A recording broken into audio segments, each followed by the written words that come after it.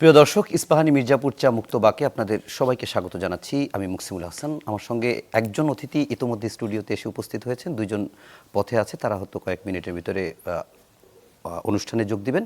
আমাদের সঙ্গে আছেন অতিথি হিসেবে অ্যাডভোকেট শিশির মনির, সিনিয়র আইনজীবী, সুপ্রিম কোর্ট এবং কেন্দ্রীয় কর্মপরিষদ সদস্য, বাংলাদেশ জামায়াত ইসলামী। শিশির ভাই, আপনাকে ধন্যবাদ জানাচ্ছি সময় মতো অনুষ্ঠানে আসার জন্য। এবং আজকে আমরা যে বিষয়টি নিয়ে আলোচনা করতে চাই দর্শক, সেটি হচ্ছে যে গত কয়েকদিন ধরে আমরা দেখছি রাজনীতির ময়দানে, বিশেষ করে নতুন সরকার গঠনের পর থেকে সংসদ অধিবেশন বসার আগ পর্যন্ত যে বিষয়টি আলোচনার কেন্দ্রবিন্দুতে দেশের রাজনীতিতে, সেটি হচ্ছে যে একটি জুলাই সনদ যেটি বাস্তবায়ন আদেশ জারি করা হয়েছিল, যার ভিত্তিতে গণভোট হয়েছিল, এবং সেই গণভোটের পরে গণভোটে হ্যাঁ জয়যুক্ত হয়েছে, বিএনপি 2/3 আসনে সংসদে জয়ী হয়েছে। কিন্তু অন্যান্য বিরোধী দল থেকে সেই নির্বাচনে বিরোধী দল থেকে একই সঙ্গে সংসদ সদস্য এবং সংবিধান সংস্কার পরিষদের শপথ নিলেও বিএনপি যাদের 2/3 আসনে যারা বিজয়ী হয়েছে, তারা শুধুমাত্র সংসদ সদস্যের শপথ নিয়েছে এবং দলটি বলেছে যে তারা এই শপথটি আসলে সংবিধান সংস্কার পরিষদের যে শপথটি, সেটি সংবিধানে না থাকায় আপাতত তারা সেটি নেবেন না, এবং পরবর্তীতে সংসদ সদস্যের শপথ নিয়ে তারপর আইনি ভিত্তি রচনা করে তারপর তারা সেটি শপথ নিবে। এরকম একটি বাস্তবতায় বিএনপি কতটুকু জুলাই সনদ বাস্তবায়ন করবে, বা কোন কোন জায়গা করবে, 31 দফা বাস্তবায়ন করবে নাকি জুলাই সনদ বাস্তবায়ন করবে, ইত্যাদি বিষয় নিয়ে জনমনে প্রশ্ন তৈরি হয়েছে। বিরোধী দল জামাত ইসলামী এবং এনসিপির পক্ষ থেকে এটি নিয়ে কথা হয়েছে। এরকম একটি প্রেক্ষাপটে আজকে আমরা আলোচনার বিষয় দিয়েছি জুলাই সনদের ভবিষ্যৎ কি, এই বিষয় নিয়ে আমরা আলোচনা করব। আমাদের সঙ্গে এটি নিয়ে যে একটি রিট হয়েছিল, সেই রিটকারী আইনজীবী সৈয়দ মামুন মাহবুব, তিনি আসবেন, এবং সেই সঙ্গে ডক্টর আসাদুজ্জামান রিপন, বিএনপির ভাইস চেয়ারম্যান, তিনিও আমাদের সঙ্গে যুক্ত হবে। যেহেতু আমাদের মাঝে শিশির মনির আছেন, তিনি এই রিটটির বিরোধিতাকারী আইনজীবী, আপনার কাছে একটু জানতে চাই অনেকগুলো কথাই। শুরুতে একটু জানতে চাই, আপনি গণমাধ্যমের সঙ্গে কথা বলার সময় এটির বিরোধিতা করার একটি পর্যায়ে এটিও বলেছিলেন যে প্যান্ডোরার বক্স খোলার কথা বলেছেন। আসলে আমরা একটু জানতে চাই সেই প্যান্ডোরার বক্স খোলার সাথে আপনি কেন তুলনা করেছেন, বা এই বাক্সে আসলে কি আছে যেটি খুললে আসলে কি আমরা জানতে পারবো, বা কেন বলেছেন? আচ্ছা, এই দেশের থেকে যে সরকারের বিদায় হয়েছে তার নিয়ম মাফিক বিদায় হয় নাই, এক্সট্রা অর্ডিনারি মেথডে সরকার গেছে। বিএনপির জন্ম প্রক্রিয়া কিন্তু এক্সট্রা অর্ডিনারি। বিএনপি কিন্তু কোনো জনগণের মধ্য থেকে ডেভেলপ করা রাজনৈতিক দল না, এটা ডেভেলপ করেছে ক্ষমতার ছত্রচ্ছায়ায়। এবং তার যিনি প্রধান ছিলেন শহীদ প্রেসিডেন্ট জিয়াউর রহমান, তিনি একটা মিলিটারি ব্যাকগ্রাউন্ড থেকে এসে একটা ডেমোক্রেটিক পলিটিক্যাল পার্টির জন্ম নিয়েছেন। অস্বাভাবিক প্রক্রিয়ায় কিন্তু এসে একটা লম্বা সময় ধরে চিফ মার্শাল ল অ্যাডমিনিস্ট্রেটর হিসেবে কাজ করেছেন। অনেক অসাংবিধানিক কাজ করতে হয়েছে, সংবিধানকে স্থগিত করতে হয়েছে, মার্শাল লকে প্রাধান্য দিতে হয়েছে। তারপরে পঞ্চম সংশোধনী নামে একটা সংশোধনী পাশ করেছেন, দিয়ে বলেছেন এত সালের এত দিন থেকে এত সালের এত দিন পর্যন্ত যা কিছু করা হয়েছে তা নিয়ে কোনো আদালতে প্রশ্ন উত্থাপন করা যাবে না। আওয়ামী লীগ আবার বাতিলও করেছে। কিন্তু একটা সময় পরে, দীর্ঘদিন পরে, পঞ্চম সংশোধনী বাংলাদেশের সুপ্রিম কোর্ট অসাংবিধানিক ঘোষণা করে দিয়ে শহীদ প্রেসিডেন্ট জিয়াউর রহমানকে বলেছেন ইউজারপার, ইংরেজিতে ইউজারপার, বাংলায় যাকে বলে অবৈধ ক্ষমতা দখলদারি। এইবার যে বিএনপি ক্ষমতায় আসলো, এটাও তো একটা অস্বাভাবিক প্রক্রিয়া আসলো। অস্বাভাবিকতাটা কি? অস্বাভাবিকতাটা হলো নির্বাচনের টাইমটাই অস্বাভাবিক। নির্বাচন তো হওয়ার কথা না, 26 সালের 12 ফেব্রুয়ারিতে কে ইলেকশন করবে? অস্বাভাবিক টাইমে নির্বাচন, একটা অস্বাভাবিক সরকারের অধীনে নির্বাচন, একটা বিপ্লবের পরে গঠিত সরকারের অধীনে নির্বাচন, সংবিধানের বহু কিছু অ্যাব্রোগেট হয়ে গেছে, তারপরে সরকার গঠন, জনগণের ইচ্ছার বহিঃপ্রকাশ হিসেবে বিচার হচ্ছে, সংস্কার হচ্ছে, নির্বাচন হচ্ছে। এখন দেখেন কি আশ্চর্য ব্যাপার, বিএনপি এসে এখন নিয়মের কথা বলছে। তাহলে তাদের প্যান্ডোরার বক্সটা ওপেন হয়েছিল পঞ্চম সংশোধনী করার পরে। বক্সটা যখন ওপেন হয়, হওয়ার পরে 15th amendment of the constitution pass হয়। আপনি কনস্টিটিউশন দেখবেন A to Z শুধু পরিবর্তন আর পরিবর্তন আর পরিবর্তন। তাহলে এইবার আদালতে কি নিচ্ছেন? তারাই নিচ্ছেন আদালতে, তাদের ইন্ধনে যাচ্ছে আদালতে, সরকারের ইন্ধনে আদালতে যাচ্ছে। সরকার স্পষ্টভাবে বিএনপি দলীয় কিছু লোকদেরকে মাধ্যমে এই কাজ করাচ্ছেন, সরকারের একটা অংশ এটার সঙ্গে ডাইরেক্টলি জড়িত। কেন নিচ্ছেন এটা? কি বেনিফিট পাবেন এখানে? যে কয়টা রুল ইস্যু হয়েছে তার মধ্যে একটা হলো জুলাই সনদ বাস্তবায়ন আদেশ কেন অবৈধ হবে না। অবৈধ হইলে বিএনপির লাভ কি? কি লাভ পাবে তারা? দেখি না তো, আমি তো কোনো লাভ দেখি না। কে অ্যাডভাইস করছে তাদের এটাকে কোর্টে নিয়ে যাওয়ার জন্য? সেকেন্ড প্রশ্ন, গণভোটের প্রশ্নটাকে তারা প্রশ্নবিদ্ধ করেছেন, বলেছেন যে গণভোটের সেকশন 3 অফ দি গণভোট অধ্যাদেশ এটা কেন অসাংবিধানিক হবে না। গণভোট ধরেন অসাংবিধানিক হয়ে গেল, ফর এক্সাম্পল, এমিকাস কিউরি ডাকলো, কয়েকদিন ধরে আলাপ আলোচনা হলো, অবশ্যই ডিক্লেয়ার্ড গণভোট অসাংবিধানিক। তো বিএনপি কি পাবে? সরকার কি পাবে? জুলাই অভ্যুত্থানকারীরা কি পাবে? এটা তো সুস্পষ্ট, বিএনপি জুলাই অভ্যুত্থানের পক্ষের শক্তি। অবশ্যই আরো যারা এর সঙ্গে আছেন তারা সকলেই পক্ষের শক্তি। হা ভোটের ক্যাম্পেইন করেছেন তারা, অবশ্যই প্রকাশ্যে হা ভোটের ক্যাম্পেইন করেছেন। এটাকে আবার আদালতে নিয়ে যাচ্ছেন, যে আদালতে নিয়ে রুল জারি করাচ্ছেন মেকানিজম করে। মেকানিজম করেছেন তো স্পষ্ট, আমি দেখেছি, I was the witness. Mechanism করেছেন, চোরে কর চুরি কর, গৃহস্থের কর সজাগ থাক, মাঝখানে বলে আমার রুল দরকার। রুল নিয়েছেন, আবার 30টা বিষয় একমত হলো, 8 মাস আলোচনা করলাম, বিএনপি সেখানে লিডিং পলিটিক্যাল পার্টি, আমরা পার্টিসিপেট করলাম, 32টা রাজনৈতিক পার্টিসিপেট করলো, এইটার উপর আর একটা রুল নিয়েছে। যেগুলো দ্বিমত পোষণ করেছে এটা না, যেগুলো একমত হয়েছে। আচ্ছা, একটু আপনাকে পজ দিয়ে আমি একটু পরিচয় করে দিই। আমাদের মাঝে ইতিমধ্যে এসে উপস্থিত হয়েছেন doctor Asaduzzaman Ripon, vice chairman Bangladesh জাতীয়তাবাদী দল বিএনপি। জি, আমি এটা বলছি, এই বক্স যদি ওপেন হয়, কি বক্স ওপেন হচ্ছে? জুলাই সনদ বাস্তবায়ন আদেশ বাতিল, একটা ওপেন হলো। গণভোট অধ্যাদেশের সেকশন 3 বাতিল, গণভোট গেল। তারপরে শিডিউল অব দি জুলাই গণভোট অধ্যাদেশ 30টা কনসেনসাসের বিষয় গেল। উচ্চকক্ষ নিম্নকক্ষের প্রস্তাবদাতা তো তারাই, 31 দফায় তো উচ্চকক্ষ নিম্নকক্ষ আছে, এটাই তো কনসেনসাসের অংশ। তো এইটার উপর রুল চাইছে যে এই যে পিআরের ব্যাপারটা একদিকে না, এটার পিয়ার না তো। 30-এর মধ্যে যেখানে একমত হয়েছে সেখানে তো পিয়ার নাই। সেখানে আছে বাংলাদেশে একটা বাই ক্যামেরাল পার্লামেন্ট হবে, উচ্চকক্ষ হবে, নিম্নকক্ষ হবে, এতটুকুর ভিতরে সকলে একমত। উচ্চকক্ষ কিভাবে গঠিত হবে এই ব্যাপারে দ্বিমত আছে, ডিসেন্ট আছে।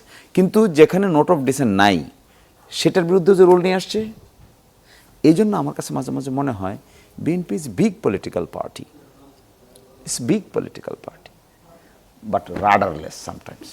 আচ্ছা, শিশির ভাই, আপনাকে একটা আমি প্রশ্ন, আমি বাংলা ইংরেজিতে আমার সিনিয়র বলতেন, do not play with everything, there are some missile which are unguided missile. আমার ওই দিন আদালতে বিএনপির লোকদের কর্মকাণ্ড দেখে মনে হয়েছে they are acting as an unguided missile. তারা জানেন না এটা কোথায় গিয়ে শেষ হবে। আচ্ছা, এইরকম মিসাইল নিয়ে খেলা করছেন, মারছেনও, কিন্তু ডেস্টিনেশন জানেন। আচ্ছা, আপনাকে 2টা প্রশ্ন আমি রেখে যাই, পরে আপনার কাছ থেকে একটু উত্তর নেব। সেটা হচ্ছে যে 30টি বিষয়ের ক্ষেত্রে একমত বিএনপি, মানে 30টি বিষয়ে যে রাজনৈতিক দলগুলো এক হয়েছে সেটিও গণভোটে লেখা আছে, কিন্তু গণভোটে এখানে বিএনপি এই বিষয়ে নোট অফ ডিসেন্ট দিয়েছে। অর্থাৎ উচ্চকক্ষে বিএনপি মনে করে যে নিম্নকক্ষের সংসদ সদস্যর হারে উচ্চকক্ষ হবে, যেখানেও জুলাই সনদ বাস্তবায়ন আদেশে কথা ছিল যে উচ্চকক্ষ গঠিত হবে নিম্নকক্ষের ভোটের আনুপাতিক হারে। শিশির ভাই, আমার প্রশ্নটা হচ্ছে, এই জায়গায় তো বিএনপির নোট অফ ডিসেন্ট দেওয়া আছে, কিন্তু গণভোটে খতে আবার বলা আছে যে মানে উচ্চকক্ষ গঠিত হবে নিম্নকক্ষের ভোটের আনুপাতিক হারে। তাহলে গণভোটে যেখানে এটা স্পষ্ট করা আছে, আবার গতে বলা আছে যে 30টি বিষয় একমত হয়েছে সেগুলো করতে বাধ্য। এরকম একটি সাংঘর্ষিক জায়গায় আসলে কি করণীয়? এবং আরেকটি বিষয়, আমি এটার পরে আপনাকে সেই প্রশ্নটাও করব, যে আপনি যে বললেন যে বিএনপির এটা করলে লাভ কি, এমনও তো হতে পারে আইনি কোনো জটিলতা যেন না থাকে, বিএনপি সে কারণে এটা করছে, সেই প্রশ্ন থাকতে পারে কিনা জানে বলে মনে হয় না। রিপন ভাই, আপনার কাছে অনেকগুলো প্রশ্ন, এই প্রশ্নগুলো শিশির মনিরের বক্তব্য থেকে এসছে। আমি ওনার কাছে জানতে চেয়েছিলাম যে আপনি বলেছেন যে প্যান্ডোরার বক্স খোলার কথা, সেটি আসলে কি? উনি বলেছেন যদি এভাবে যদি সংবিধানের বিষয়গুলো ধরা হয়, তাহলে বিএনপি কোনো একেবারে গতানুগতিক রাজনৈতিক দল থেকে আসেনি, বরং ক্ষমতা থেকে রাজনৈতিক দল গঠন হয়েছে, এবং জিয়াউর রহমানের যে শাসনামল ছিল সেটাকে বৈধতা দেওয়ার জন্য, আপনার লেজিটিমেসি যে ক্রাইসিস সেটা দূর করার জন্য হানা ভোটের মাধ্যমে, গণভোটের মধ্যে দিয়ে বিএনপি আসছে, 5ম সংশোধনের কথা বলেছে। আসলে আপনি তার এই বক্তব্যকে কীভাবে মূল্যায়ন করবেন? তারপরে আমি আপনার প্রশ্ন জানতে চাই যে আমাদের আজকের বিষয় যেটি, যে জুলাই সনদের ভবিষ্যৎ কি, 31 দফা এবং জুলাই সনদ যদি সাংঘর্ষিক হয় সেক্ষেত্রে বিএনপি কী করবে? ধন্যবাদ আপনাকে। আমি আসলে জনাব শিশির মনিরের পুরো বক্তব্যটা আমি শুনিনি। আমি আপনার উত্থাপিত বিষয় থেকে আমি বুঝতে পারলাম যে উনি এই বিষয়ে কথা বলেছেন। নাম্বার ওয়ান, আমি আমার দুটো বিষয়ে অজ্ঞতা আছে।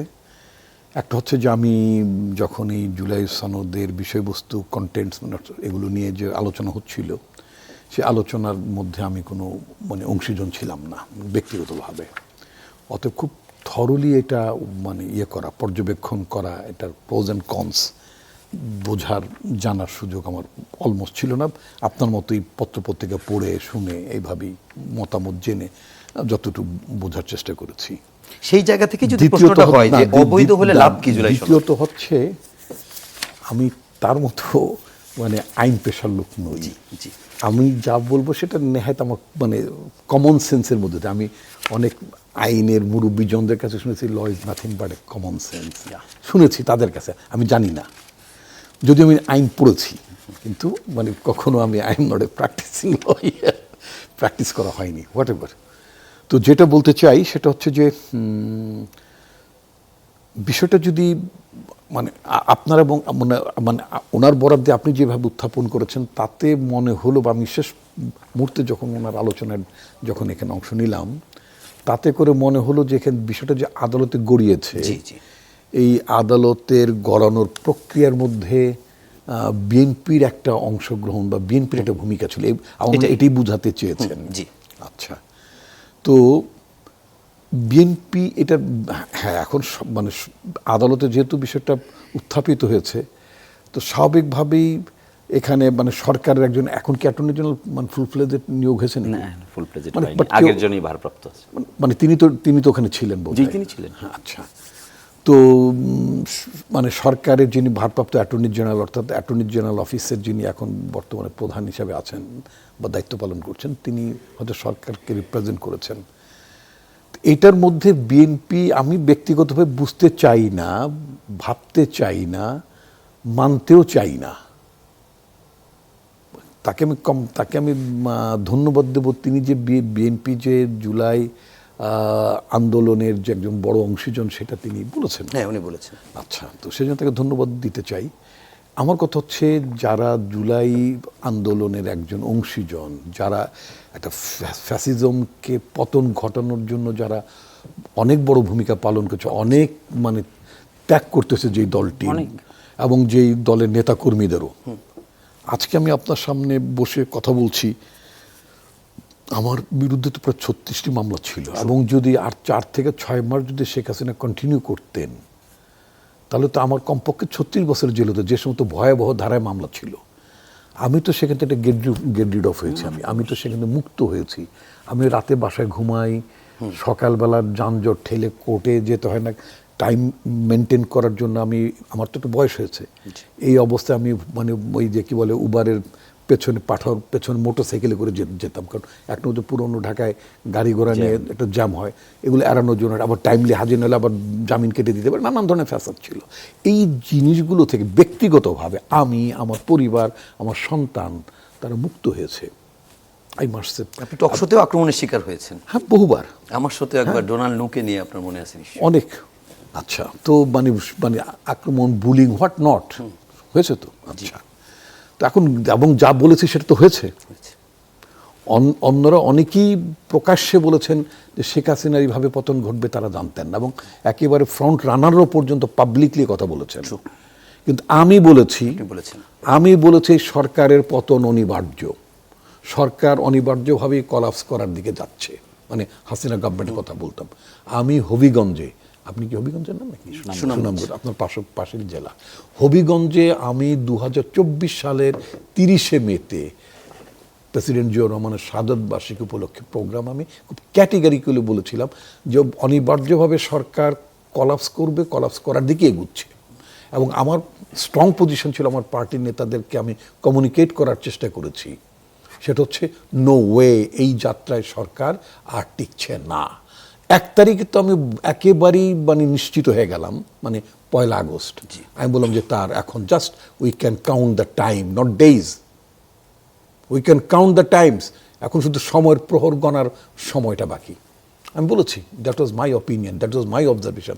আমি এটাও বলেছি যে আমি কোনো জ্যোতিষ না, আমি কোনো স্পিরিচুয়াল লিডারও না, আমি একজন রাজনৈতিক কর্মী।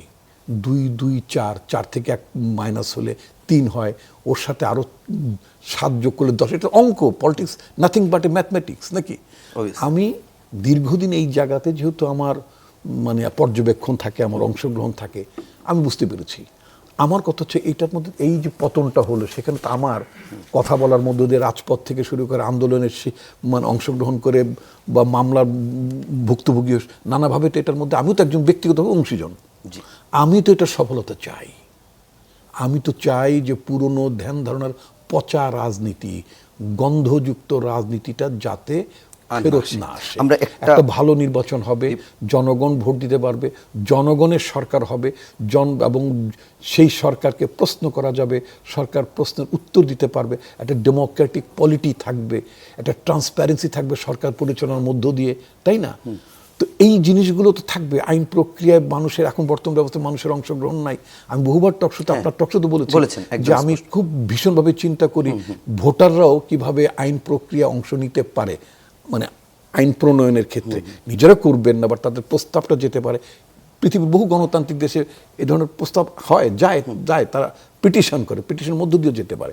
এখন কথা হচ্ছে, আমি মানতে চাই না যে মানে মানে মানে অ্যাজ পার হিজ কমপ্লেইন অথবা তার অবজারভেশন যে বিএনপিটা করতে চাচ্ছে। রিপন ভাই, আপনার বক্তব্য কিন্তু অনেকটাই স্পষ্ট এবং অনেক ইতিবাচকই বলা যায় জুলাই সনদ। আমি যতটুকু আপনার কথা শুনলাম, কিন্তু তারপরে একটা প্রশ্ন আপনার কাছে রেখে যাই, যে প্রশ্নটি শিশির মনিরও রেখেছে, সেটি হচ্ছে এই সংবিধান সংস্কার পরিষদ যদি অবৈধ হয়, আমি বলতে চাচ্ছি বিএনপির এই যে আদালতে যাওয়ার পেছনে আমি বুঝতে চাই, মানতে চাই, বিশ্বাস করতে চাই, কারণ আমি আমাদের কাছে রিটকারী আইনজীবী ইতিমধ্যে আমাদের বিএনপির অংশগ্রহণ আমাদের মাঝে চলে এসেছে। আমরা বিরতির পর তাকেও সংযুক্ত করব এবং তারপর আমরা আসলে কেন এটি রিট হয়েছে, এটির আসলে লাভ ক্ষতি কি, সেটি জানার চেষ্টা করব। দর্শক, ইস্পাহানী মির্জাপুর চা মুক্ত বাকে এ পর্যায়ে নিচ্ছি ছোট্ট একটি বিরতি, সঙ্গেই থাকুন, ফিরছি একটু পরেই।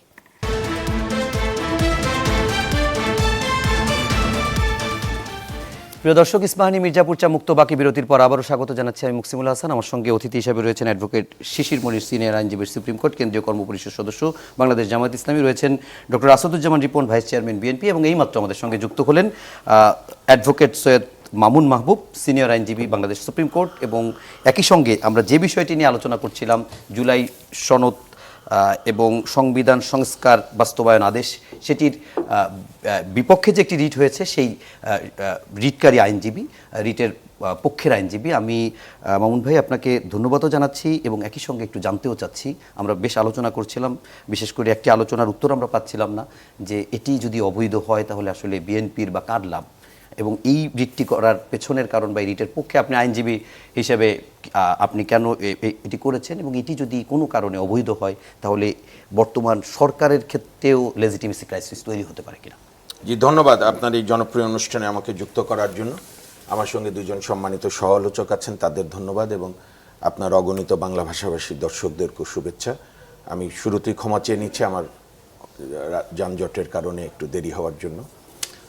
আপনি যে প্রশ্নগুলো করেছেন আমি আসলে এইভাবে উত্তরগুলো দিতে চাই, আপনার মতো করে দেন, কারণ আমাদের একটা প্রবলেম হয়েছে সবারই, কার লাভ কার ক্ষতি সেটি বিষয় না।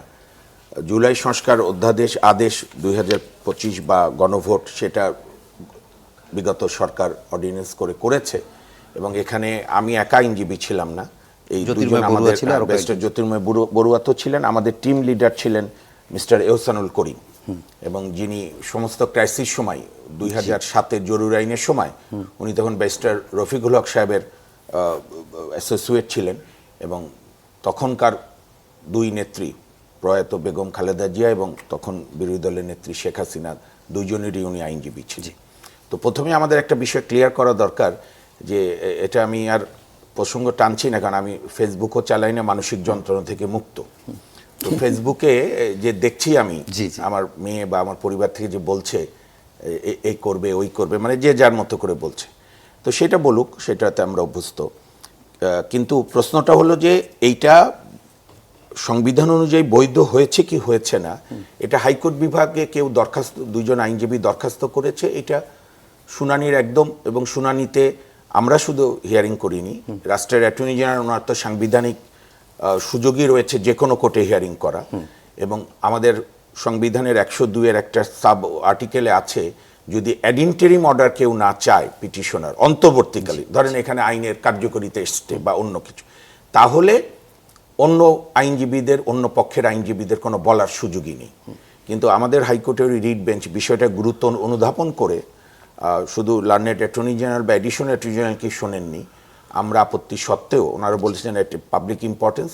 আমার বন্ধু এখানে উপস্থিত আছেন জনাব শিশির মনির, আরও একজন সিনিয়র আইনজীবী মোহাম্মদ হোসেন লিপু সাহেব, এবং আরও একজন আরেকজন আইনজীবী ব্যারিস্টার সাইদ ইমরান হোসেন, ব্যারিস্টার ইমরান হোসেন, ভালো আইনজীবী।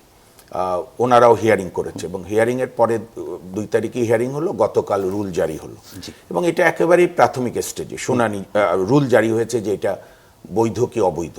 এবং আমরাই বলেছি পিটিশনারদের পক্ষ থেকে, আপনি নিশ্চয়ই এই শব্দের সঙ্গে, কারণ আপনি একজন বিদগ্ধ সাংবাদিক, আমরা বলেছি যে আপনারা হিয়ারিংয়ের সময় কোর্টের একটা টার্ম আছে অ্যামিকাস কিউরি, অর্থাৎ গুরুত্বপূর্ণ সাংবিধানিক বিষয় হলে পক্ষের বিপক্ষের আইনজীবী ছাড়াও যারা সংবিধান বিশেষজ্ঞ সিনিয়র আইনজীবী এই সেক্টরে, আমরা বলেছি তাদেরকেও অ্যামিকাস কিউরি নিয়োগ করেন, যাতে এটা একটা ওয়ান্স ফর অল সেটেল হয়। কতটুকু রাষ্ট্রপতি আর্টিকেল 93 অনুযায়ী অর্ডিন্যান্সের নানা বিষয়গুলো আমরা ওই নিটিগিটিতে না গেলাম। তো এটা নিয়ে আমার দৃষ্টিতে এটা নিয়ে এত টেনশন, এত আগে থেকেই প্রিএম্প্ট করা, এটার কোনো প্রয়োজন নাই। কেন করেছেন সেটা একটু তো জানতে। সেটা করেছে ওই 2 আইনজীবী। এটা তো আমরা তো আইনজীবী, আমরা কেন লড়ছেন সেটি আমরা লড়ছি কারণ ওই 2 জন আইনজীবী আমাকে নিয়োগ দিয়েছে। আচ্ছা, মানে আপনাদের আর্গুমেন্ট, আমাদের পেশাগত দায়িত্ব, মানে আপনাদের যুক্তিটা কি? এটা তো ফ্যাসিস্ট দেশ না যে কোনো আইনজীবী কেস করতে পারবে। ডেফিনেটলি না, কিন্তু কেন করছে সেটাও তো আমরা জানতে চাইতে পারবো। আমরা তো আপনার মানে অথরিটেরিয়ান গভর্নমেন্টের আন্ডারে না যে কোনো কেস করা যাবে না। এখানে ওনাদের যুক্তি হচ্ছে যে আর্টিকেল আপনার 93-তে যে অধ্যাদেশ প্রণয়নের ক্ষমতা প্রেসিডেন্টের, একটাতে গণভোটে, সেইটা মানে সহজ বাংলার দর্শকদের বোঝার অনুধাবনের সুবিধার্থে যেটা সংবিধানে নাই সেই বিষয়ে উনি অর্ডিন্যান্স দিতে পারে না। আরেকটা হচ্ছে প্রেসিডেন্ট অর্ডার, যেটা সংস্কার আদেশ দিয়েছে। প্রেসিডেন্ট অর্ডার দেওয়ার কোনো বিধান আপাতত সংবিধানে নাই। এখন অনেকেই প্রশ্ন করে এর সঙ্গে যে সংবিধানে তো আপনার গণঅভ্যুত্থানের প্রভিশনও নাই। গণঅভ্যুত্থানের না থাকুক, আর্টিকেল 37, 38, 39, খুব সম্ভবত 36, এগুলোতে আছে সংগঠনের স্বাধীনতা, চিন্তার স্বাধীনতা, মিছিল সমাবেশ মিটিং করার স্বাধীনতা। এখন আমি খুব শ্রদ্ধার সঙ্গে বলি, জুলাই আন্দোলনে যারা শহীদ হয়েছেন, আমি নিজেও এই জুলাই আন্দোলনে একজন খুবই সামান্য কর্মী, এবং যখন শেখ ফজলুল তাপসের বিরুদ্ধে মামলা করা তো দূরের কথা, তার দিকে কেউ কথাই বলতো না, কোর্ট পর্যন্ত অবনত হয়ে থাকতো দুর্ভাগ্যজনকভাবে, তখন আমি, মহসিন রশিদ এবং আমাদের আরেক বন্ধু শাহ আহমেদ বাদল, আমরা শেখ তাপস একটা খুব আপত্তিকর মন্তব্য করেছিল যে আমি প্রধান বিচারপতিকেও নামিয়ে দিয়েছিলাম, তারপরে বুদ্ধিজীবীদের বুড়িগঙ্গার কালো পানিতে ভাসিয়ে দেব বস্তায় ভরে, যেটা পরবর্তীতে ফাঁস হয়ে যায়। হ্যাঁ, তখন আমরা না প্রকাশ্যেই বলেছিল সুপ্রিম কোর্ট বারের একটা অডিটোরিয়ামের সভায়, ওদের কি যেন সংগঠনের সভায়, সিনা বাবুকে নামানোর প্রশ্ন, এবং আমরা তখন কন্টেম্প পিটিশন করেছিলাম। এবং আমার মা মারা গেছেন 24-এর 28 মে। আমার সেই টেনশনে যত রকম মানসিক বা পারলে উঠাই নিয়ে, এগুলো তো আমরা সবাই ভুক্তভোগী, আমি সামান্য ভুক্তভোগী, কত প্রাণ গেছে। তো জুলাই আন্দোলন, জুলাই পলিটিক্যাল উইল, সংস্কার, পরিবর্তন, এইটার সঙ্গে এইটার কিছু নেই। আমি নিজে মনে করি যে সংবিধানের অনেকগুলো সংস্কার দরকার, রাজনৈতিক সংস্কার দরকার, নিজের সংস্কার দরকার। আমি এক্ষেত্রে বলি, মানুষ হতাশ হয়েছে কেন, এই যে 16-17 মাস যে সরকার থাকলো, সমাজের সবচেয়ে ক্রিমরা ওই সরকারের ছিল যে সেক্টরে, কিন্তু আজকে দুদকে তাদের দুর্নীতির অভিযোগের পাহাড়ে জমেছে। আচ্ছা, আমরা মামুন ভাই এই প্রসঙ্গে পরে আসবো। এই তাদেরই তো সংস্কার হলো না যে সব থাকি। আচ্ছা, আমরা একটু আপাতত আজকে এই বিষয়টা নিয়ে আলোচনা করতে চাই, তারপর সময় পেলে সেটি নিয়ে আলোচনা করব। আমি শিশির মনির ভাই যে প্রশ্নটি সৈয়দ মামুন মাহবুব ভাই বললেন যে সংবিধানে তো এটি নাই, এরকম সংবিধানে যেটি নাই সেই বিষয়ে তো রাষ্ট্রপতি আদেশও দিতে পারেন না, তাহলে রাষ্ট্রপতি আসলে কোন জায়গা থেকে আদেশ দিলেন? দেখেন, এখানে এরকম পিসমিল একটা দুটিকে টেনে নিয়ে আপনি বিচার করতে পারবেন না। ক্রাইসিসটা কখন শুরু হলো? ক্রাইসিসটা শুরু হলো when BNP decline to take oath. Election পর্যন্ত তো ওকে 2/3 মেজরিটি পেয়েছে, ওকে, দেয়ার ওয়াজ নো কোয়েশ্চেন। প্রশ্ন আসলো ওথ নেওয়ার, শপথ নেওয়ার। চিঠি পেলেন, চিঠিতে 2টা ওথ নেওয়ার জন্য ইনভাইট করা হলো। জুলাই আদেশেও আছে, জুলাই আদেশেও আছে যে আপনারা 2টা সভার সদস্য হবেন, সংবিধান সংস্কার সভার সদস্য হবেন, আপনারা ওথ নেবেন 180 দিনের ভিতরে এই জিনিসগুলো আলোচনা করে সংস্কার পরিষদ বোধহয় না সংবিধান সংস্কার পরিষদ পরিষদের সদস্য হবেন, 180 দিনের ভিতরে এগুলো শেষ করবেন, একই দিনে শপথ নেবেন। যেদিন সেটা নিচ্ছেন এদিন এটাও নেবেন। ওই ব্যক্তি শপথ দিবে যে ব্যক্তি ওখানে দিবে, এই ব্যক্তি এখানে দিবে। এটাই হলো সেকশন 8 এর বিধান। ওনারা এক অংশ নিলেন আর এক অংশ নিলেন না। ক্রাইসিস তৈরি করলো কে? BNP. BNP voluntarily created the crisis. They have to take the responsibility. তারা এই আদেশ জারি করার আগে মাসের পর মাস আলোচনা হয়েছে, যে সমস্ত বিষয়ে একমত হয়েছে, কিছু জায়গায় ডিসেন্টিং রয়েছে, আদেশের ব্যাপারে কোনো ডিসেন্টিং ছিল না, কোনো প্রশ্ন উত্থাপন করে গণভোটেও তো বিএনপি নভেম্বর হয়েছে, ডিসেম্বর গেছে, জানুয়ারি মাস গেছে, ফেব্রুয়ারি মাস গেছে, আদেশ তো জারি হয়েছে নভেম্বর মাসে। জি। এত ডিসস্যাটিসফ্যাকশন নভেম্বর মাসে চ্যালেঞ্জ করে নাই কেন? নভেম্বর মাসে কোর্টে যায়নি কেন? নাকি ইলেকশন পর্যন্ত অপেক্ষা করেছে যে দেখিয়ে দেবো ইলেকশনের পরে?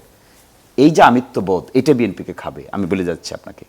এই আমিত্ববোধ রাজনীতিতে কেউ এখন আর পছন্দ করে না, হাম্বলনেসকে মানুষ পছন্দ করে। বিএনপি যদি বলতো যে ঠিক আছে, যদি শপথ নাও নিতে হয়, let us discuss with other political parties, যারা সংসদে গিয়েছে সকলের সঙ্গে আলোচনা করে আমরা কেউই নিব না, আর নিতে হলে আমরা সবাই নিব। কমিটমেন্ট, পলিটিক্সে কিন্তু কমিটমেন্ট ইজ ভেরি ইম্পর্টেন্ট। আপনি যে নেতা, আপনার যে নেতৃত্ব বোধ আছে, এটা আপনার অনেস্টি, ইন্টিগ্রিটিতে প্রকাশ পেতে হবে। আমি যদি সকালে একটা বলি, দুপুরে একটা বলি, রাতে আর একটা বলি, মানুষ আমাকে নিয়ে হাসবে না? ডেফিনেটলি পিপল উইল লাফ এট মি, যে কিরে ভাই, নেতারই কি হালত।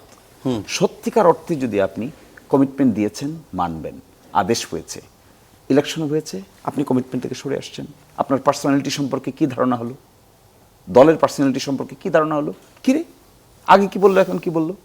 That is what is in the public domain. Everyday we are facing, আমরা ফ্যামিলিতে ফেস করছি, বাচ্চারা জিজ্ঞাসা করছে কেন বাবা আগে এটা বললো এখন কেন এটা বলে, ওয়াইফ জিজ্ঞেস করছে কিরে বাবা অমুক এটা যে আগে বললো এখন, আমার শ্বশুর জিজ্ঞেস করে আমাকে আগে যেটা বললো এখন যেটা বলছে।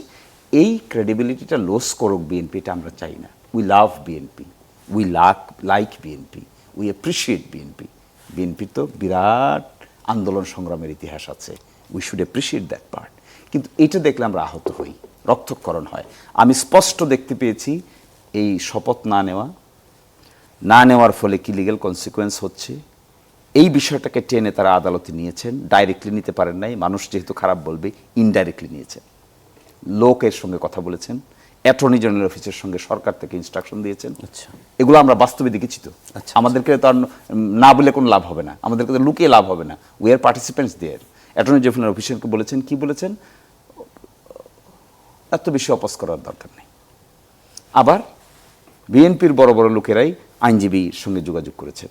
এই রিট পিটিশন ফরমায়েশি, আমি বলে যাচ্ছি আজকে আপনাদের সামনে, ফরমায়েশি রিট পিটিশন এগুলো করানো হয়েছে এবং করানো করে এই যে পর্যন্ত আমাদের এটা কোনো আমার আপত্তি নাই যে কোর্ট রুল জারি করবে, এটা আমার আপত্তি নাই, ইন্ডিপেন্ডেন্ট হলে এটাও আমার আপত্তি নাই। কিন্তু আমার দুঃখটা সেই জায়গায়, বিএনপি কেন এটার পিছন থেকে কলকাঠি নাড়িতে হচ্ছে। আমরা একটু বিএনপি, মাই পয়েন্ট অফ, আমি একটু বিএনপি, আসাদুজ্জামান রিপন ভাই যেটি বললেন প্রশ্ন আর আমি নাই করি যে আসলে বিএনপির লাভ কি। আমি ওই জায়গাটাতেই মানে এর আগের পর্বে যেটা বলেছিলাম যে আমি তো বিশ্বাস করতে চাই না যে বিএনপি কলকাঠি নাড়বে বা নাড়ানোর তার কোনো ইন্টেনশন আছে। বলে ওনার কাছে আছেই না, সেটা উনি মানে দাবি করছেন, হয়তো ওনার কোনো যৌক্তিক ব্যাখ্যা আছে দাবির পেছনে, সেটা আলাদা। কিন্তু আমি পলিটিক্যাল পার্টি অর্থাৎ আমার রেসপেক্টিভ পার্টির দায়িত্ব নিয়ে যদি আমি বলি, নিশ্চয়ই আমাকে দায়িত্ব নিতেই তো হবে, কারণ I am representing my party, আপনি ভাইস চেয়ারম্যান, রাইট। তো সুতরাং আমি যেটা বলতে চাই যে যেই দলটি আন্দোলন করলো, যেই দলটি এই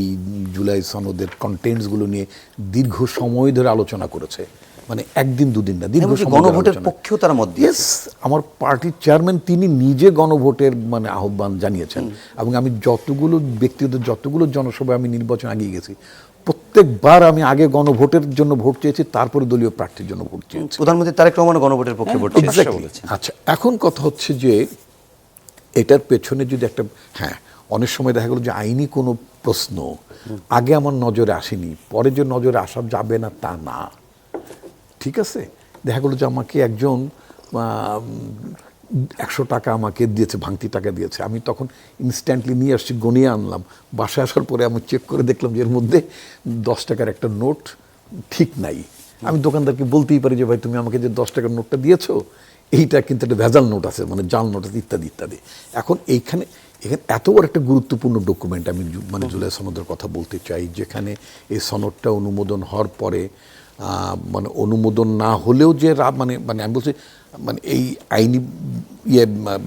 আইনি বিষয়গুলো ছাড়াও এটা তো কমিটমেন্ট আছে, এই বিষয়গুলোর প্রতি একটা কমিটমেন্ট আছে, আমাদের দলীয় কমিটমেন্টও তো আছে। আমরা রাষ্ট্রপতি মানে দায়িত্ব কর্তৃপক্ষকে এনহ্যান্স করতে চাই, মানে আমি এরপরে আপনার কাছে এই প্রশ্ন আরো বেশি এম্পাওয়ার করতে চাই। তারপরে আমরা কি বলে মানে প্রধানমন্ত্রীকে আরো বেশি জবাবদিহিতার মধ্যে রাখতে চাই। 10 বছরের বেশি প্রধানমন্ত্রী, এটা তো অনেক দেশে নাই, এগুলো তো বিএনপিরই ছিল। তো এতগুলো জিনিস আমরা করতে চাই, মানে সংস্কারে আমাদের পার্টিকে বা আমাদের পার্টির চেয়ারপারসন বেগম খালেদা জিয়া যখন বেঁচে ছিলেন, নোবডি আস্কড হার যে আপনি এই প্রস্তাবগুলো দেন, নোবডি আস্কড হার যে আপনি সংসদ বাইক্যামেরাল করেন। আপনাকে একটা প্রশ্ন করি, কিন্তু ভলান্টারি না, ভলান্টারি বিএনপি এই কাজগুলো করেছে। সুতরাং যে পার্টি নিজে এতগুলো সংস্কারের প্রস্তাব দেয় এবং এবং এবং বলেছেন যে রাজনীতিতে বাস্তবতার কারণেই পরিবর্তন আনতে হয়, সেই পার্টির বিরুদ্ধে কেন অভিযোগ উঠবে? সেই পার্টির বিরুদ্ধে কেন অভিযোগ উঠবে রিপন ভাই, এটি যেমন জানতে চাই, সেই সঙ্গে আপনার কাছে আরেকটি প্রশ্ন রেখে আমরা বিরতিতে যেতে হবে, এসে আপনি বলবেন। আমি বলতে চাই যে এইটা বোধহয় এই অভিযোগটা আমাদের দলের বিরুদ্ধে খুব হচ্ছে না, ন্যায্য। ঠিক আছে, এই অভিযোগটা আমরা মনে করলাম আপনি খণ্ডাচ্ছেন, কিন্তু এই প্রশ্নটি আপনার কাছে রেখে গেলাম, যদি বিএনপি যদি এটার মানে পক্ষে না হয়, তাহলে বিপক্ষে যেমন শিশির মনির কিংবা এনসিপি যেমন জামাত যেমন তাদের আইনজীবী দিয়েছে, বিএনপির কোনো আইনজীবী নাই কেন বিপক্ষে, সেটি একটু জানতে চাই। সেই সঙ্গে রাষ্ট্রপতিকে কতদিন ক্যারি করবে বিএনপি, সেই প্রশ্নটি আপনার কাছে জানতে চাই। তার আগে একটি বিরতি নিয়ে আসি। দর্শক, ইস্পাহানী মির্জাপুর চা মুক্ত বাকি এ পর্যায়ে নিচ্ছি আরও একটি বিরতি, সঙ্গেই থাকুন, ফিরছি একটু পরেই।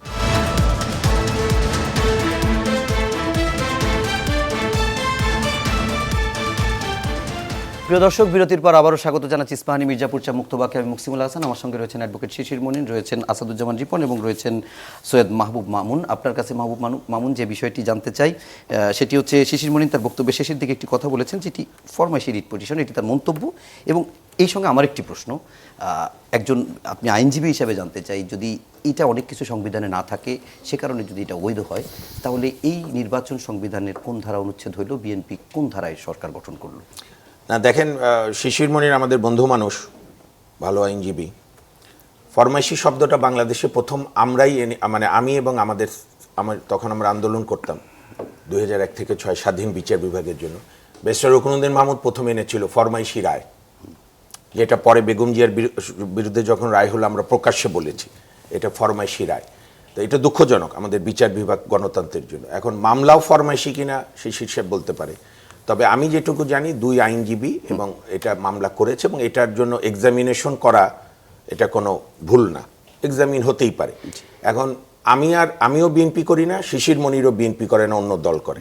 কারণ বিএনপির ভালো মন্দ এইখানে সবচেয়ে ভালো বলতে পারবে বিএনপির ভাইস চেয়ারম্যান আসাদুজ্জামান রিপন সাহেব, যিনি ছাত্র দলের প্রেসিডেন্ট ছিলেন, ডাকসু ইলেকশন করেছেন এবং একজন মানে ওর খাওয়ার নেতা।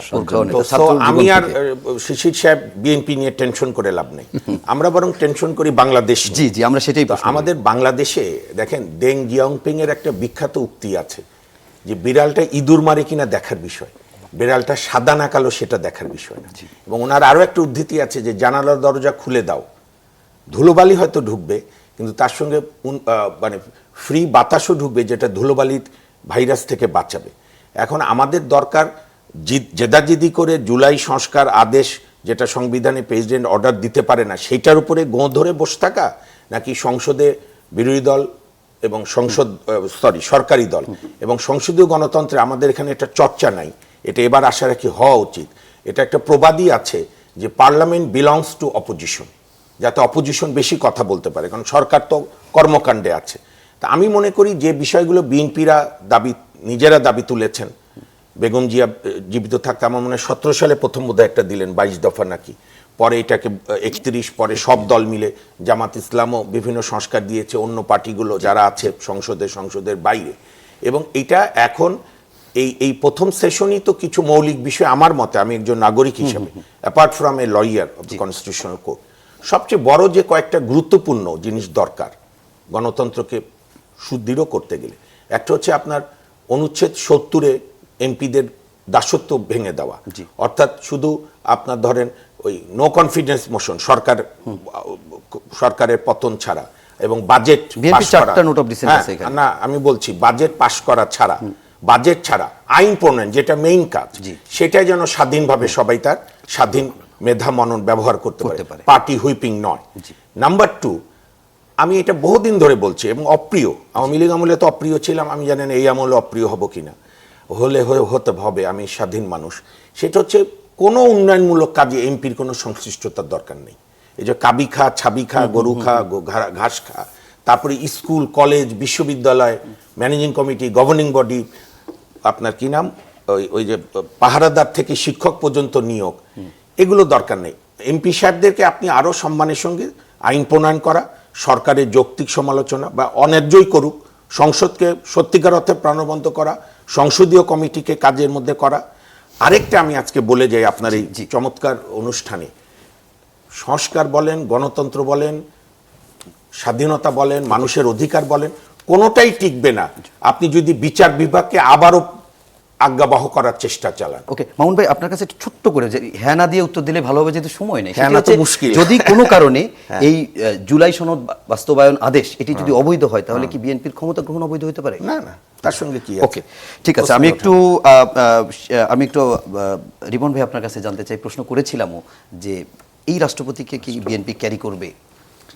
দেখুন, এই রাষ্ট্রপতি তো আমাদের রাষ্ট্রপতি না, মানে অর্থাৎ রাষ্ট্রপতি নিয়ে বাংলাদেশের রাষ্ট্রপতি মানে সংবিধানভাবে ঠিক আছে, কিন্তু এই রাষ্ট্রপতি, আমি যেটা মনে করি, এই রাষ্ট্রপতি নির্বাচিত হয়েছেন এমন নির্বাচনের মধ্য দিয়ে যেই নির্বাচন বাংলাদেশের জনগণ ভোট দেয়নি। সোজা কথা, একটা ফেক গভর্নমেন্ট ছিল, একটা ফেক পার্লামেন্ট ছিল, একটা ফেক অপোজিশন ছিল, একটা ফেক মানে leader of the house, leader of the opposition, everything was fake, সবকটাই তো ফেক। একটা ফেক জিনিসের মধ্যে এখানে আপনি আমাকে দিয়েছেন আসলে চা, আপনি বলতে চাচ্ছেন আপনাকে আমি কফি দিয়েছি, আমি কি এটা মানবো? আমি তো স্বাদ গ্রহণ করলে বুঝতে পারছি it's not a coffee, it's a tea. আচ্ছা ফাইন। এখন কথা হচ্ছে যে এই রাষ্ট্রপতি, সংবিধান তো আমরা বলি ঠিক আছে, এই বর্তমান যিনি রাষ্ট্রপতি হিসেবে আছেন, ভদ্রলোকের তো আর কোনো নিজের তো আর মানে রাষ্ট্রপতি হওয়ার তার সুযোগ ছিল না, তাকে বানিয়েছে। যারা বানিয়েছে তাদের একটা বসংবদ লোক লাগে। এই ভদ্রলোককে শেখ হাসিনা গভর্নমেন্ট দুদকে অ্যাপয়েন্টমেন্ট দিয়েছিল, দুদকের কমিশনার। যখন তৎকালীন হাসিনা গভর্নমেন্টের বিরুদ্ধে পদ্মা ব্রিজ নির্মাণের ক্ষেত্রে ওয়ার্ল্ড ব্যাংকের দুর্নীতির একটা অভিযোগ ছিল, ওয়ার্ল্ড ব্যাংক দুর্নীতির অভিযোগ এনেছিল, সেটা তদন্ত করতে আসবে, তখন সরকার বলল যে মানে তারা বললো যে সরকারও যাতে তদন্তে সহযোগিতা করে। At that time current president যিনি, উনি দুদকে কমিশন থাকা অবস্থায় he serve the purpose of the Hasina. সোজা কথা, হাসিনার দুর্নীতিকে ডিফেন্ড করার জন্য, যে উনি দুর্নীতি করে নাই, পদ্মা ব্রিজে কোনো ঝামেলা হয় নাই, তখন একটা কথা বারবার বলতো যে এটা তো নিজেদের টাকা অর্থায়ন হচ্ছে। আরে নিজেদের টাকা অর্থায়ন এখন টাকা দিই কেন? কারে টাকা দিই? নিজেদের টাকায় যদি পদ্মা ব্রিজ হয়ে থাকে, তাহলে এখন দেনা শোধ করি কার টাকা? জনগণের টাকা না বাংলাদেশ ব্যাংকের দেনা শোধ করি? দেনা তো পাঠাতাম বাইরের ঋণ শোধ করতে, যেটা তো বোগাস। ওই তো বোঝে। আচ্ছা, আমি বলতাম বিএনপি তো বলছি, বিএনপি থেকে আমরা এগুলো প্রতিবাদ করেছি, আপত্তি, আমি তো নিজে বহুবার এই নিয়ে কথা বলছি। আচ্ছা, এখন কথা হচ্ছে যে ওই যে দুদকে ওয়ার্ল্ড ব্যাংকের বিরুদ্ধে দুদকে থেকে তিনি ওয়ার্ল্ড ব্যাংকের রিপ্রেজেন্টেশনের সময় যেভাবে হাসিনা গভর্নমেন্টকে ডিফেন্ড করেছেন, তার একটা প্রাইজ দেওয়া দরকার ছিল, পুরস্কার দেওয়া দরকার ছিল। এই ভদ্রলোক ছিলেন এস আলম, যে 7টা-8টা ব্যাংক যে লুট হয়ে গেল, সে 7টা-8টা লুট হওয়া ব্যাংকের মধ্যে ইসলামী ব্যাংক একটা মানে শরিয়া ভিত্তিক প্রথম বাংলাদেশ ইসলামী ব্যাংক, যে ব্যাংকের সবচেয়ে লাভজনক ছিল, একটা মানে মানুষের একটা মানে আইডিয়ালি সিম্বলিক একটা ব্যাংক ছিল। সেই ব্যাংকটারে 12টা বাজায় দিল, ফোকলা করে দিল। অ্যান্ড দিস প্রেসিডেন্ট, উনি ওই ব্যাংকের ভাইস চেয়ারম্যান ছিলেন। ওই ব্যাংকের ভাইস একটা মানে লুটেরা প্রতিষ্ঠানের নিয়ন্ত্রণাধীন একটা ব্যাংকের ভাইস চেয়ারম্যান থেকে মানে এমন কোনো ক্রেডেনশিয়াল, এটা একটা বাজে ব্যাপার। তাকে এনে রাষ্ট্রপতি বানানো হলো। ফাইন, রাষ্ট্রপতি কারা বানালো? যারা ভোটে পাশ করে নাই। কারা বানালো? যারা জনগণ যাদেরকে ভোট দেয় নাই। শেষ করব। আচ্ছা, এখন কথা হচ্ছে কি যে ওনার তো এই রাষ্ট্রপতির নির্বাচনের প্রক্রিয়াটি তো আপনার প্রশ্নবিদ্ধ, নৈতিকতার ক্ষেত্রে প্রশ্নবিদ্ধ, তাই না? আমার তো ধারণা ছিল যে উনি এখন একটা নতুন নির্বাচিত সরকার আসছে, ওনার এখন নির্বাচিত সরকারকে ওনাকে ইমপিচ করা বা সরানোর আগে উনি নিজেই ভলান্টারিলি বলতে পারেন যে ঠিক আছে, অনেক হয়েছে, এখন আমার একটু বিদায় দেন বা আমি একটু যেতে চাই। আপনার বক্তব্য এটা হলো খুব ক্লিয়ার, একদম স্পষ্ট। আমরা একদম শেষ করব। শিশির মনির, আপনার কাছে জানতে চাই, সেটি হচ্ছে যে জামাত তো এই বিএনপি যে দুটি শপথ নেয়নি এটির বিপক্ষে আছে এবং তারা বলছে যে শুরুতেই তাদের এটি নিতে হবে, না নিলে আসলে ডেপুটি স্পিকার পদও জামাত নিবে কিনা বা সংসদে তারা একটি হুমকি আছে, মানে সংসদে তাদের ভূমিকাটি কি হবে? যেমন ডেপুটি স্পিকার নাম দেওয়ার জন্য জামাত ইসলামীকে আনুষ্ঠানিকভাবে বিএনপির পক্ষ থেকে, সরকারের পক্ষ থেকে যোগাযোগ করা হয়েছে। আমরা সেখানে জানার চেষ্টা করেছি যে এই যে ডেপুটি স্পিকার এখন দেয়া হবে কোন স্কিমের অধীনে। এক্সিস্টিং সংবিধানের অনুচ্ছেদ ৭৪-এ বলা আছে একজন ডেপুটি স্পিকার হবে, আর সংস্কার প্রস্তাবনার সিস্টেমে বলা আছে নিম্ন কক্ষে 2জন ডেপুটি স্পিকার হবে, উচ্চ কক্ষে 2জন ডেপুটি স্পিকার হবে। আপনি বলতে চাচ্ছেন যে আইনটা পাস হবে তার একজন বিরোধী দল থেকে হবে। তা আমরা এটা জানার চেষ্টা করবো। আগামীকালকে আমরা 12টার সময় প্রেস কনফারেন্স ডেকেছি। আমরা we will ask the government, internally ask করেছি যে আপনারা আমাদেরকে যে ডেপুটি স্পিকারের পদটা দিতে চান, is it under article 74 of the constitution, যেখানে একজন স্পিকার আরেকজন ডেপুটি স্পিকার থাকবে? এটা সংস্কার প্রস্তাবের স্কিম হিসেবে নয়, তাহলে কী হিসেবে দিতে চান? জি, that we will ask the question, relevant question. ওনাদের উত্তরটা কি হবে এর উপর নির্ভর করে উই উইল ডিসাইড। আমরা এখনো ডিসাইড করি নাই কাকে আমরা ডেপুটি স্পিকার হিসেবে অ্যাপয়েন্ট। ওকে, অনেক ধন্যবাদ অ্যাডভোকেট শিশির মনির, অ্যাডভোকেট সৈয়দ মামুন মাহবুব এবং ডক্টর আসাদুজ্জামান রিপন, এবং দর্শক আপনাদেরকেও ধন্যবাদ জানাচ্ছি কষ্ট করে রাত জেগে এতক্ষণ ধরে অনুষ্ঠান দেখার জন্য। সবাই ভালো থাকবেন, সুস্থ থাকবেন, শুভরাত্রি।